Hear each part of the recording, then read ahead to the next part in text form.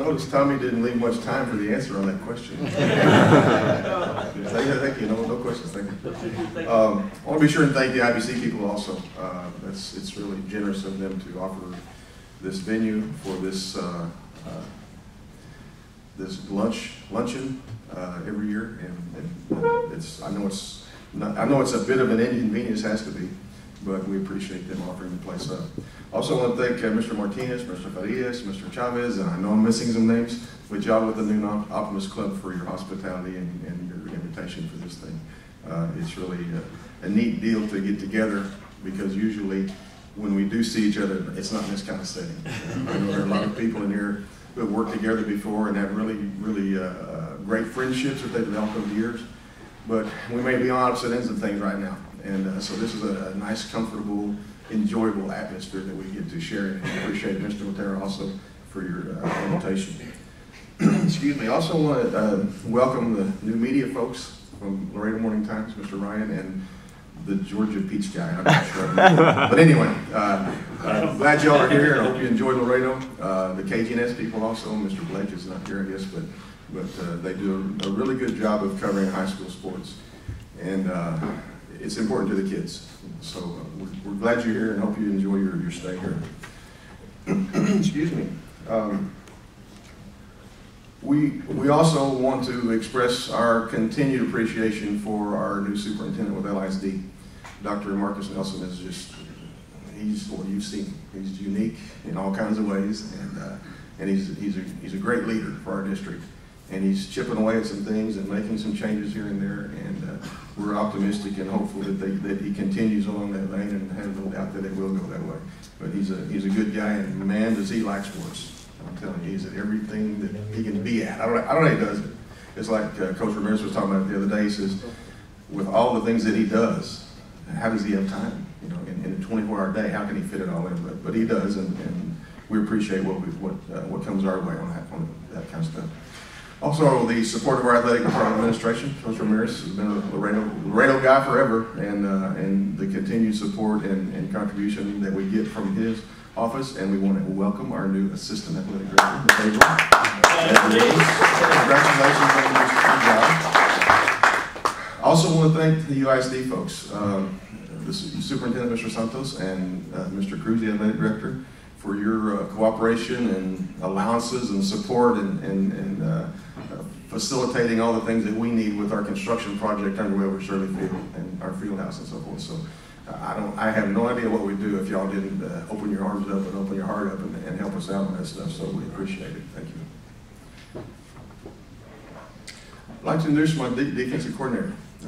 He's in the black shirt over with the tiger on it. His name's Lamar Rodriguez. Stand up just for a second.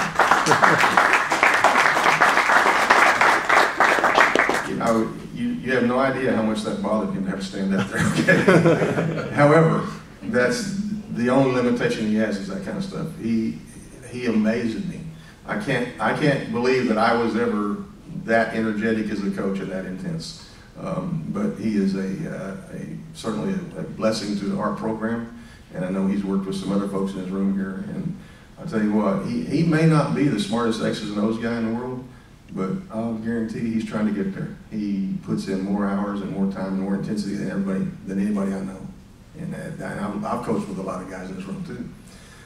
But he's a great guy. Now, check this out. You may have a hard time believing some of this, but my first job in Texas, 16 years ago or 17 years ago, whatever it was, I was an assistant coach at Fremont High School over in the Alice and Calfootius neighborhood. And believe it or not, he played for me. Easy enough to believe, right? I bet you don't believe this part. He was an offensive lineman. Look at him now.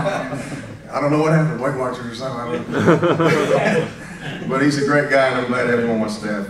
He makes a whale of a contribution, so I'm glad he's with us. You know, a new season always brings the excitement and anticipation of the unknown. There's a myriad of twists and turns that happen in a football season for all of us, for every single coach in this room. Some of the things that we reflect on, like, you know, when Briones was an assistant at Figueroa, when I first worked over there as an assistant, and Coach DeOyos was over there, we worked together. and some of the other guys in the room too. Whatever program it is and whatever coaching staff you're on, if you reflect on some of the things you've seen in your coaching career, whether it's been 5 years or 25 years, people who weren't within this profession wouldn't have any clue, and they wouldn't believe half of it that we see in here. I was reading a little snippet earlier today. Some coaches were talking about a mom made an excuse for her son missing practice, and coach says, "Well, what was it? What's wrong with him?" "Well, he ate a bad donut." Okay, so he's going to miss practice. Okay. Another one was, "Well, my son has to get a haircut today," and okay, that's enough to miss practice. It's a whole different world than it was when maybe some of us old timers played football. But every season is something new and different. And one of the great things about our jobs too is that every season brings an optimism. I can't wait for coaching school every year in the All-Star game, because you get up there and you get around some other coaches, and we fight battles every day all year long on this fire or that fire that we got to put out.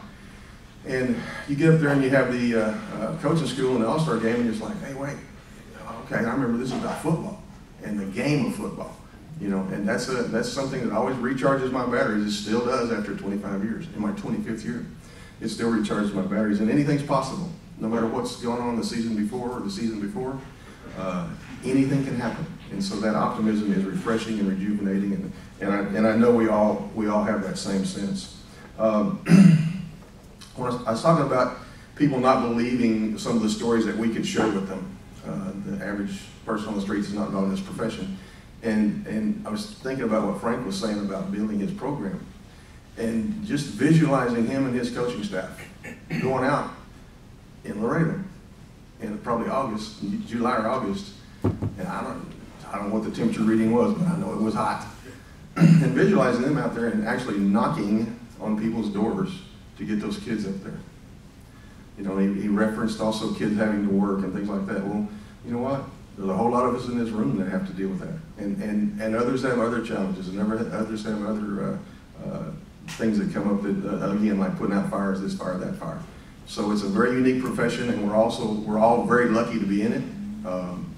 And I do thank my stars that I've got the opportunity to do this for 25 years. This is my 25th right now. I've been a head coach. This is my 15th year, and my 3rd stop as a head coach. So I feel lucky to have been a part of this great game for whatever years I've had and will have. It's a great opportunity for us, and I wish everybody could share it. I do know this, guys, head coaches especially, that on a Thursday night, or Friday night, or Saturday night, when we're on the sideline, whatever's been going on, and however bad things might be, or however tough a week it was, or tough a season it is, you can turn right around and look up in those bleachers, and there's a whole bunch of adult males that would trade a whole lot to be in your place, that would love to have the job that we have the opportunity to do. So I think we need to always appreciate that and keep that in mind as head coaches too. And you guys that are assistant coaches and aspire to be head coaches, same thing. We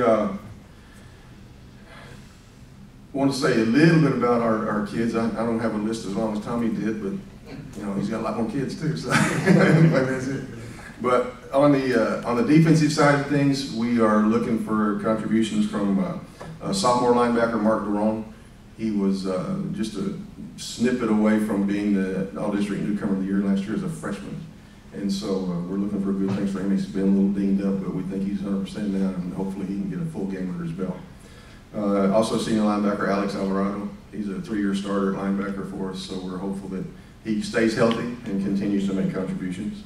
And a senior cornerback, Fernie Medina, a great leader. I remember when he was a 9th grader, I had to go to the teacher's classroom and take him over there and make him apologize to the teacher because he was being such a little stinker.